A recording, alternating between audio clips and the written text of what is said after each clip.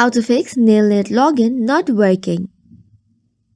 Hello everyone, and let's get started. If you're having trouble logging into the Nelnet account, it could be many issues. So let's get started with some of the troubleshoot. For the very first one, open any of your browser and search for Nelnet system status.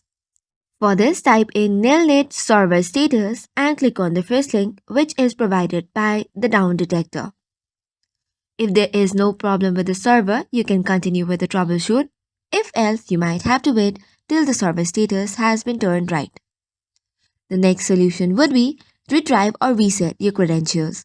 Go to the Nelnet's official website and go to its login page and try to retrieve the account and credentials. This can also help you to log in.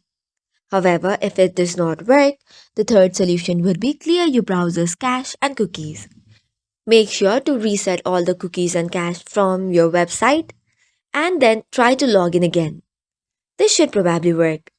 However, if it does not, you have to now contact to the Nelnet's account. For this, click on the Contact Us page and it'll take you to another page.